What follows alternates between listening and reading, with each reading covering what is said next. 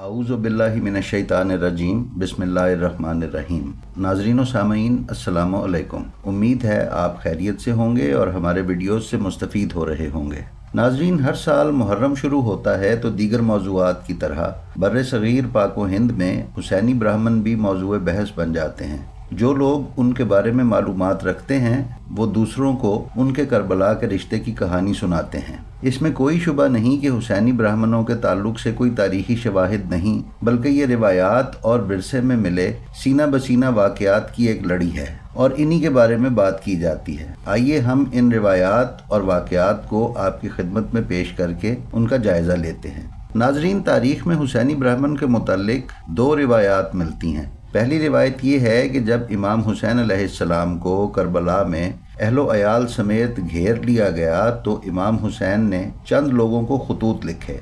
उनमें से एक ख़त बरे सग़ीर में एक हिंदू राजा समुद्र गुप्त को भेजा और समुद्र गुप्त ने उस ख़त के जवाब में एक लश्कर करबला रवाना किया। मगर जब ये लश्कर करबला पहुंचा तब तक इमाम हुसैन अलैहिस्सलाम शहीद हो चुके थे। उस लश्कर में कुछ लोग मारे गए, कुछ वहीं बस गए और कुछ वापस हिंदुस्तान चले आए और हुसैनी ब्राह्मण कहलवाए। ये लोग हर साल मुहर्रम में इमाम हुसैन अलैहिस्सलाम और अपने लोगों का सोग मनाते हैं। नाजरीन, दूसरी रिवायत ये है कि हज़रत अली अलैहिस्सलाम के दौरे खिलाफत में हिंदू ताजिर तिजारत की गर्ज से इस्लामी दारुल हुकूमत कूफा आते जाते थे। उनमें से कुछ वहीं आबाद हो गए और कहा जाता है कि उनके नाम से अहले हिंद का एक महल्ला आज भी कूफा में आबाद है। उन्हीं में से एक हिंदू ताजिर राहिब दत्त था जो इराक में कहीं आबाद था। उसकी औलाद नहीं थी। इमाम हुसैन अलैहिस्सलाम की दुआ से अल्लाह ताला ने राहिब को 7 बेटे अता किए। जब राहिब दत्त को इमाम हुसैन अलैहिस्सलाम के करबला में मुहासरे का इल्म हुआ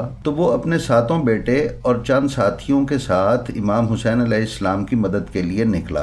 रास्ते में किसी झड़प में उस राहिब दत्त के बेटे और साथी शहीद हो गए। राहिब दत्त मगमूम होकर वापस अपने वतन हिंदुस्तान आ गया और पंजाब के इलाके सियालकोट में आकर आबाद हो गया और बाद में दत्त कौम जम्मू, ग्वालियर, राजस्थान, दिल्ली और बम्बई में आबाद हो गई, जिसको अब मुंबई कहा जाता है।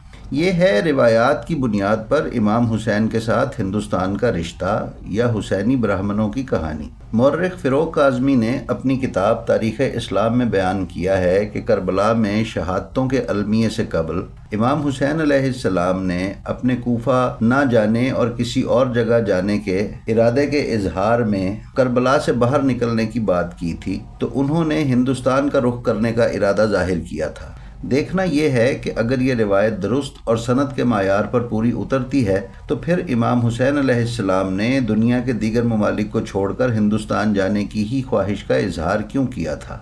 अगर हम बात करें ब्राह्मण दत्त कौम की तो वो तारीख़ में हमेशा जंगजू रहे हैं। सुल्तान महमूद गजनवी और मुग़ल बादशाहों से उनके मार्के तारीख़ में मिलते हैं। ये तकसीम हिंद से पहले सियालकोट, गुरदासपुर, शिमला और हरियाणा में काफ़ी तादाद में आबाद थे। मशहूर हिंदुस्तानी अदाकार सुनील दत्त और उनके बेटे संजय दत्त भी हुसैनी ब्राह्मण हैं।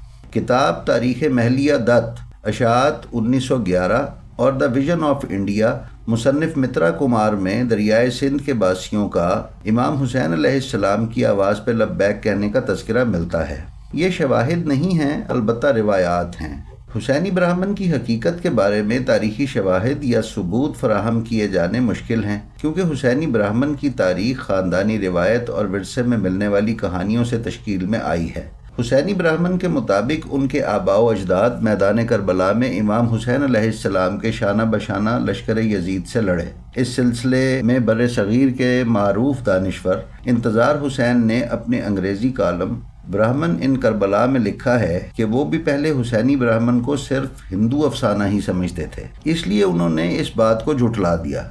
जिस पर एक खातून प्रोफेसर नवीका दत्त ने उन्हें बताया कि वो खुद भी हुसैनी ब्राह्मण हैं और उनके जद्दे अमजद राहिब दत्त ने अपने 7 बेटों और दूसरे ब्राह्मणों के साथ मिलकर इमाम हुसैन अलैहिस्सलाम की जंग में हिस्सा लिया था। उनमें से एक यानी राहिब दत्त बचकर वापस आए और वो अफगानिस्तान के रास्ते हिंदुस्तान में दाखिल हुए और सियालकोट के एक गाँव के मुकाम पर आबाद हुए।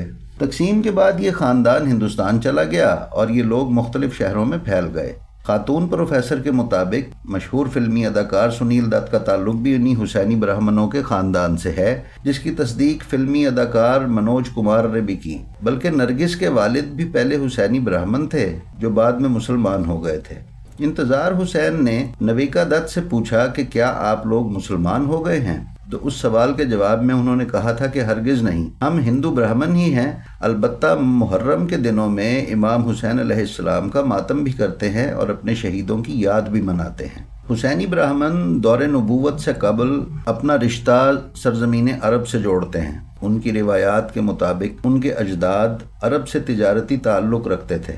دور نبوت سے پہلے جو تجارتی قافلے سندھ سے مکہ جاتے تھے، انہی میں یہ ہندو برہمن بھی عرب گئے تھے۔ دت خاندان ہندوستان کے تاجروں میں شمار ہوتا تھا، جو ہندوستان سے مسالہ جات، عطر اور کپڑا وغیرہ لے کر دوسرے ملکوں کو جاتے اور فروخت کرتے اور وہاں کی سوغات ہندوستان لے کر آتے۔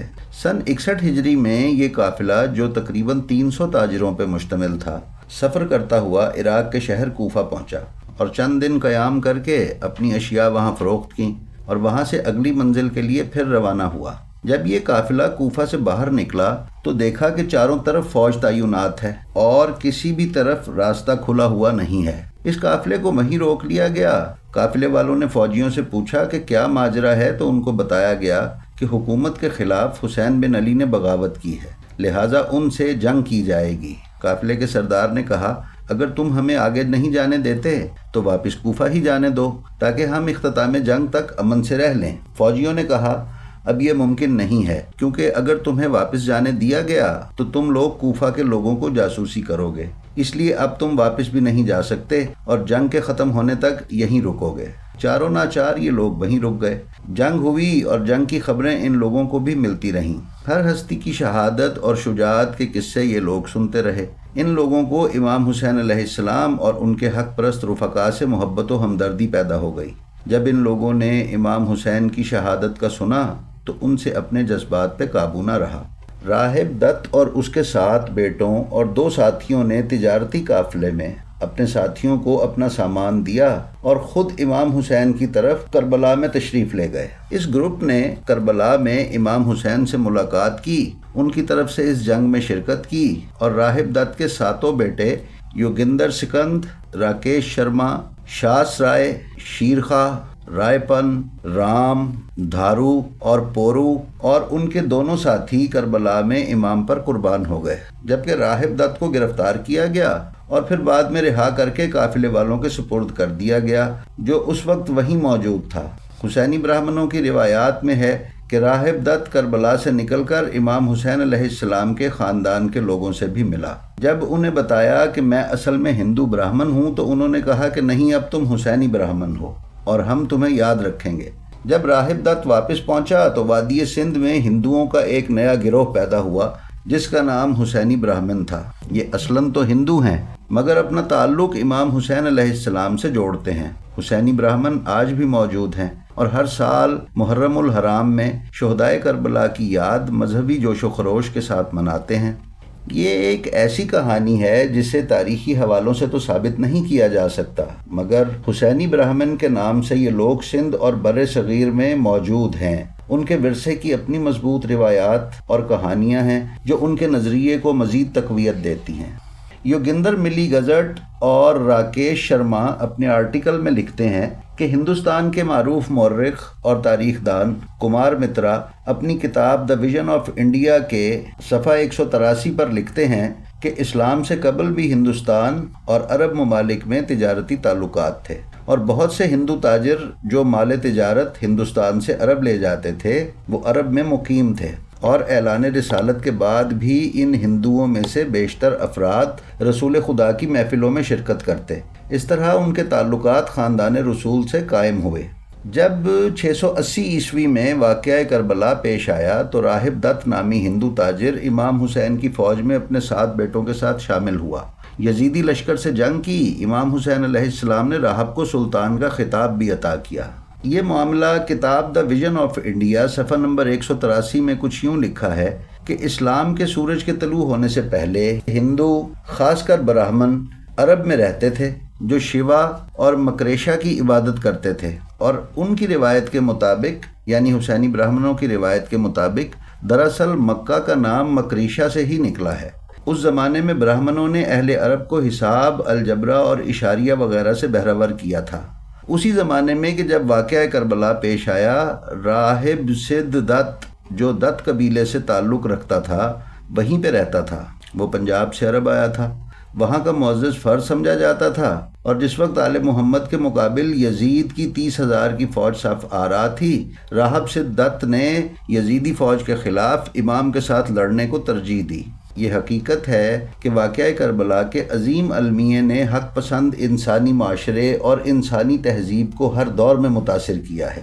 یہی سبب ہے کہ ہندوستانی معاشرے میں شہید انسانیت امام حسین علیہ السلام کی یاد نہ صرف مسلم معاشرے کی تہذیبی و تاریخی روایت رہی ہے، بلکہ غیر مسلم معاشرے میں انسانیت کے اس عظیم رہنما کی یاد بڑی عقیدت و احترام کے ساتھ عصر حاضر میں بھی قائم ہے۔